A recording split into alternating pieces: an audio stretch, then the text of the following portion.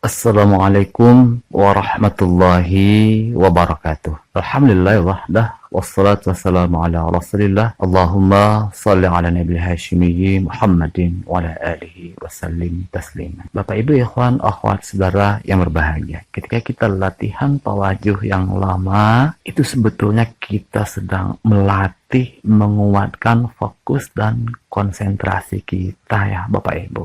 Maka nanti akan ada tanda-tanda fokus dan konsentrasi itu.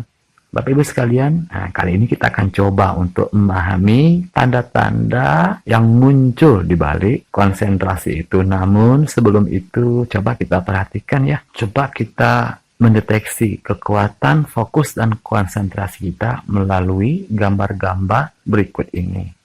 Nanti kita akan tahu apakah fokus dan konsentrasi kita bagus, apakah batin kita itu tetap atau goyang, ya Bapak Ibu. Nah ini perlu ya, supaya kita mempunyai wawasan yang lebih global.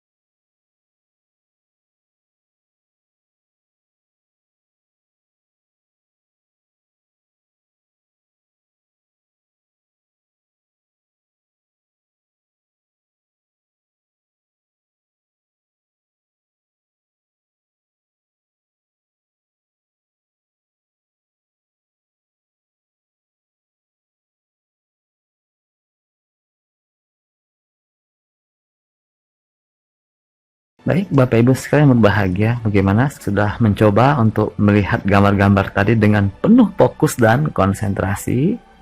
Jadi kalau kita berhasil melihat gambar-gambar tadi, ada yang aneh-aneh ya, warnanya hilang, atau ada suatu gambar yang misterius di balik gambar-gambar tadi itu ya. Nah, kalau saya coba semua ya Bapak Ibu, makanya saya tampilkan di video kali ini. Nah, itu tadi untuk mengukur atau untuk mengetahui kekuatan fokus dan konsentrasi kita. Baik Bapak Ibu sekalian yang berbahagia. Jadi ternyata fokus itu sebetulnya sangat bermanfaat.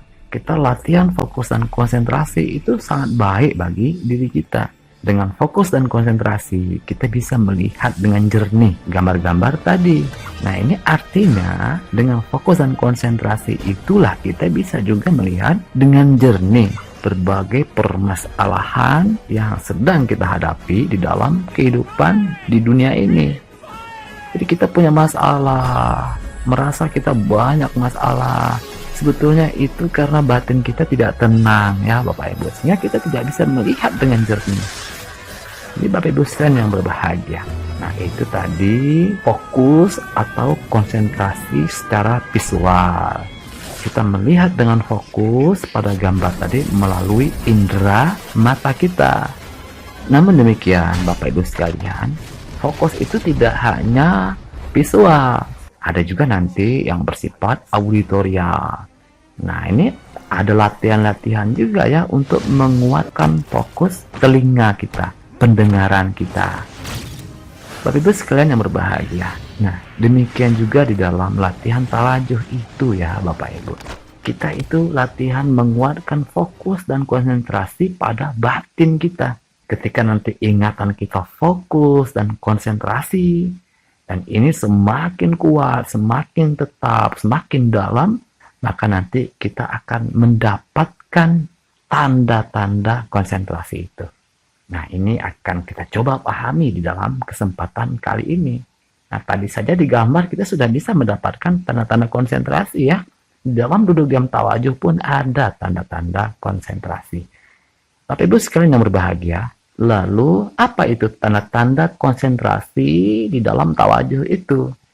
Guru Agung Bangsa Abah Anom menjelaskan hal ini dalam kitab beliau Miftahus Sudur.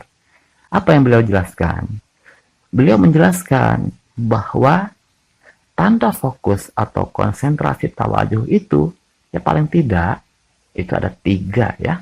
Yang pertama adalah getaran yang kuat di titik latifah tertentu. Nah, ini kalau kita belajar fokusnya pada satu titik latifah. Itu yang pertama. Yang kedua, tanda konsentrasi itu adalah cahaya. Cahaya yang muncul di depan dada kita. Yang ketiga, itu getaran lembut di seluruh tubuh. Baik Bapak Ibu sekalian, jadi kalau kita ringkas, itu paling tidak ada 2 tanda konsentrasi. Yang pertama yang bersifat getaran. Yang kedua bersifat cahaya. Getaran dan cahaya, inilah tanda konsentrasi tawajuh yang akan muncul apabila konsentrasi tawajuh kita itu semakin baik, semakin bagus, semakin tetap, semakin dalam. Nah, tentu saja tanda konsentrasi yang muncul di setiap kita itu bisa jadi tidak sama ya Bapak Ibu. Sebagian mungkin ada yang merasakan getaran-getaran dulu ya. Sebagian lagi ada yang mendapatkan cahaya sebagai tanda konsentrasi tawajuh. Nah, ini kita tidak sama. Kenapa terjadi perbedaan tanda-tanda yang muncul? Itu karena perbedaan objek konsentrasi kita. Bapak Ibu sekalian, jadi di dalam latihan tawajuh, itu sebetulnya kalau kita perhatikan ada beberapa objek konsentrasi. Mungkin yang paling mudah kita deteksi itu yang pertama adalah zikir khofi itu sendiri. Kita terfokus pada zikir khofi.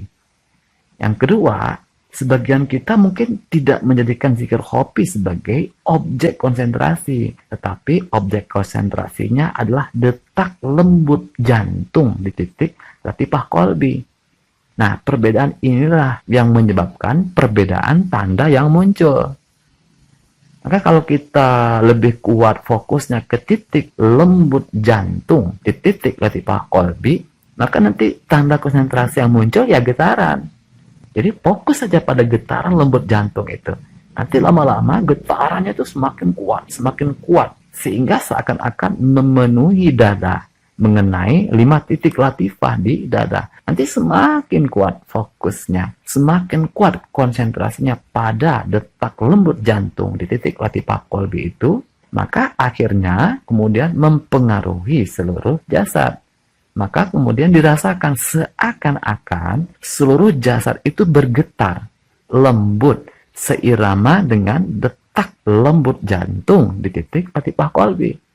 Jadi kalau kita merasakan kok seluruh badanku bergetar lembut mengikuti zikir khofi, mengikuti detak lembut jantung, itu karena konsentrasi yang kita bangun itu bersumber dari detak lembut jantung itu di titik latifah kolbi. Jadi detak jantung itulah sumber getaran di seluruh tubuh.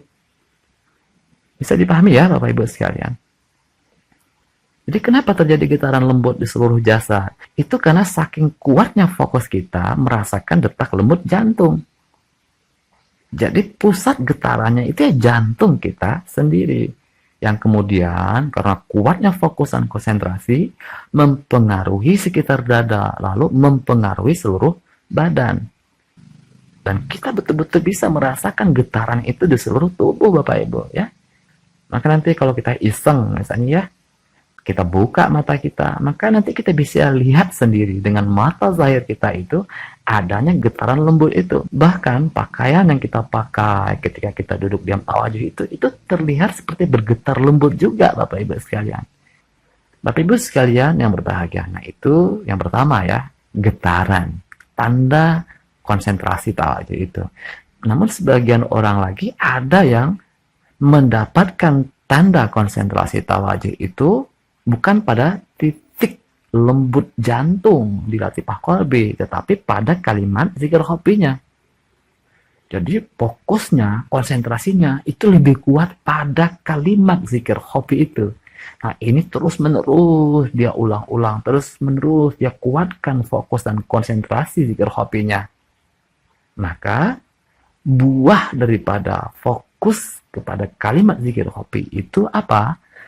Tanda atau buah konsentrasi yang muncul itu adalah cahaya. Jadi tanda yang muncul dari kalimat zikir khofi itu adalah cahaya. Nah, seakan-akan cahaya itu keluar dari titik latifah qalbi lalu menerangi wilayah depan kita, wilayah sekitar dada hingga ke depan wajah kita itu. Nah kadang warnanya itu warna putih dan kadang cahayanya itu seperti keemasan gitu ya. Jadi kalau kita mendapatkan cahaya di dalam latihan tawajuh, nah itu adalah tanda konsentrasi kita ya Bapak Ibu. Tetapi bukan konsentrasi pada latifah qalbi, tetapi pada kalimat zikir itu sendiri. Maka kalau sebagian orang yang ahli zikir, dia mungkin berzikir dengan kalimat-kalimat tertentu, kan itu ratusan ribu misalnya, lalu dia mendapatkan pengalaman-pengalaman yang aneh, munculnya cahaya. Itu cahaya itu muncul karena yang kita konsentrasikan itu kalimat atau lafaz. Maka kalau kita ke lafaz zikir khofi konsentrasinya, maka yang muncul sebagai tanda konsentrasi itu adalah cahaya. Nah, mungkin cahayanya putih yang sangat menyilaukan. Mungkin cahayanya itu berwarna keemasan. Dan saya kira masing-masing petawajuh itu berbeda-beda ya pengalamannya. Bapak Ibu sekalian yang berbahagia. Nah, kemudian, sebagian kita ketika kita mendapatkan tanda-tanda konsentrasi itu, wah kita terpukau, tercengang. Kita tergoda, terpengaruh oleh keindahan-keindahan yang kita temukan itu. Bahkan mungkin sebagian kita menganggap, inilah Tuhan. Maka kemudian, aku sudah bertemu dengan Tuhan. Maksudnya dia bertemu dengan cahaya-cahaya itu. Nah ini hati-hati ya Bapak Ibu. Jangan sampai kita tertipu dengan ilusi-ilusi yang muncul ketika kita sedang latihan tawajuh. Nah, jadi jangan nanti kita ketemu cahaya, lalu kita merasa sudah ketemu Tuhan, sudah ma'rifat, belum ya?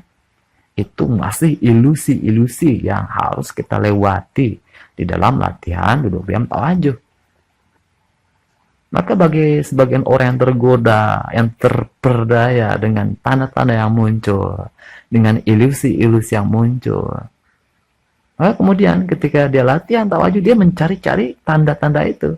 Mencari cahaya di dalam tawajuh yang berikutnya. Nah ini merupakan suatu kesalahan ya Bapak Ibu.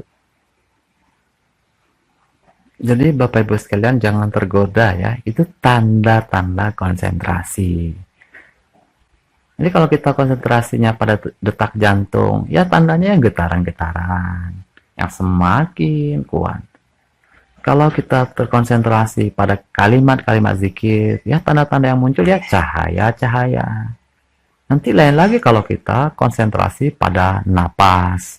Itu tandanya nanti bisa seperti awan. Jadi napas itu kalau kita sadari, kalau kita perhatikan dengan sangat kuat, kita berkonsentrasi pada napas, itu semakin lama napas itu akan menjelma atau membentuk seperti awan. Awalnya mungkin berwarna abu-abu ya, lalu nanti semakin bersih konsentrasi, semakin meningkat fokusnya, warnanya menjadi warna putih. Nah itu kalau konsentrasi pada napas. Jadi begitu ya Bapak Ibu sekalian, jangan sampai kita tergoda, terperdaya dengan tanda-tanda yang muncul. Dan sebagian orang ini ketika mendapatkan tanda-tanda itu, dia pun, wah besoknya ketika zikir lagi, cari-cari tanda itu. Mana nih cahaya? Mana nih getar sana getar sini, kok nggak ada lagi? Nah ini kesalahan ya Bapak Ibu. Maka terkadang seorang pezikir hanya mendapatkan sekali saja tanda-tanda konsentrasi itu. Besoknya dia tidak lagi mendapatkannya. Jadi tanda yang muncul itu tidak stabil, tidak konsisten. Kenapa hal itu terjadi? Karena salah niat. Zikir mencari tanda. Nah ini kesalahan ya. Jadi tanda itu buah fokus. Tanda itu adalah karena kita fokus, karena kita konsentrasi pada zikir hobi. Jadi kuncinya itu fokusnya, konsentrasinya. Bila fokus dan konsentrasi tawajuhnya semakin kuat, maka tanda-tanda itu akan muncul kembali ya. Bagi yang sudah terlatih, terdidik, fokusnya, konsentrasinya, itu tidak susah untuk memunculkan tanda-tanda konsentrasi tadi. Duduk diam tawajuh sebentar, fokusnya semakin kuat. Maka nanti akan ditemukan kembali tanda-tanda konsentrasi itu dalam bentuk getaran-getaran atau cahaya. Ya sebetulnya sama seperti kita melihat gambar tadi ya Bapak Ibu. Ketika kita sudah mampu melihat, berkonsentrasi pada gambar itu, dan kita mendapatkan tandanya sekali saja, maka untuk gambar berikutnya kita lebih mudah untuk melihat rahasia di balik gambar-gambar tadi itu. Nah ini kan jalan, kita membuka jalan. Jadi duduk di tawajuh itu sebetulnya kita membuka jalan. Nanti ketika kita membuka jalan-jalan itu, kita mendapatkan tanda-tanda konsentrasi di dalam perjalanan kita. Nah, kalau kita sudah pernah mengalami, nanti kita mudah untuk balik lagi. Kan seperti itulah perjalanan ya. Saya udah pernah lewat situ. Besoknya kita lewat situ lagi. Itu tidak susah. Yang susah itu kan mencari jalan, membuka jalan. Makanya kuncinya itu jangan salah niat. Karena semuanya itu terbuka karena fokus kita. Karena konsentrasi kita. Baik, Bapak Ibu sekalian yang berbahagia, itu saja ya yang dapat kita pelajari pada kesempatan kali ini. Semoga ada hikmahnya untuk kita semuanya. Allahumma sholli ala nabiyil hashimiyyi Muhammadin wa ala alihi wa sallim tasliman. Allahumma sholli wa sallim wa barik alaihi. Wassalamualaikum warahmatullahi wabarakatuh.